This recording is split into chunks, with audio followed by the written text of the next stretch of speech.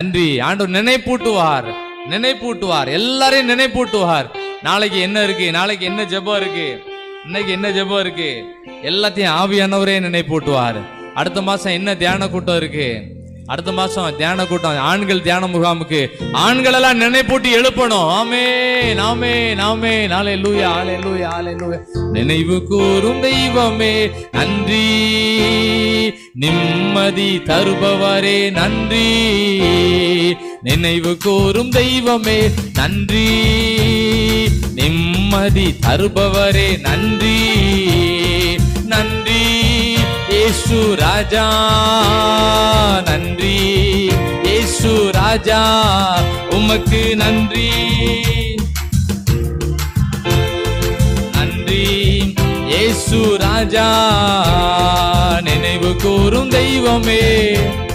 ஆண்கள் எல்லாம் நினைவு கூறும் ஆண்டவரே நன்றி, நினைவு கூறும் தெய்வமே நன்றி.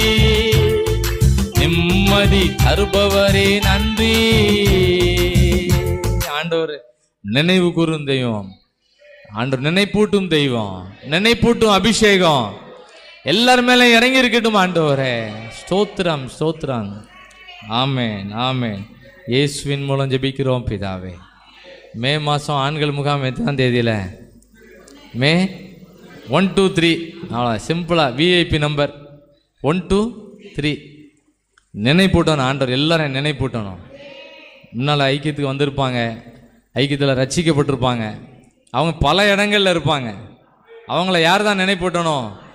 ஆவியானவரே நினைப்பூட்டணும், தட்டி எழுப்பணும். நீ போக வேண்டிய தூரம் நிறைய வேலை இருக்குன்னு சொல்லி தட்டி எழுப்பி ஆண்கள் எல்லாம் கொண்டு வரணும். ஆமென். ஒரு நாளாவது போகணும் அப்படின்னு நினைப்பாங்க, அவங்கள 3 நாளும் கொண்டு வரணும். ஆமென்.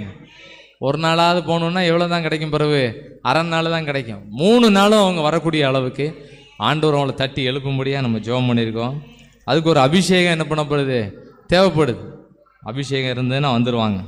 வாசிக்கலாம், இன்னொரு வசனத்தோட வாசி நம்ம ஜெபிக்கலாம்.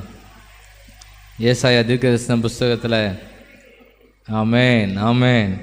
நினைப்பூட்டும் ஆவியானவர் எல்லாரையும் நினைப்பூட்டி நடத்தணும்.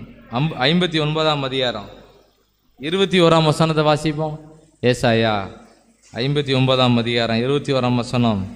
உன்மேல் இருக்கிற என் ஆவியும் நான் உன் வாயில் அருளிய ஆமென் வார்த்தையும், நம்ம ஆண்டவர் மேலே உள்ள ஆவியும் ஆண்டவர் மேலே உள்ள வார்த்தையும் நம்ம மேலே, நம்ம பிள்ளைகள் மேலே, பிள்ளைகளின் பிள்ளைகள் மேலே, அதுக்கு பின்னால் வரக்கூடிய சந்ததிகள் மேலே, சந்ததி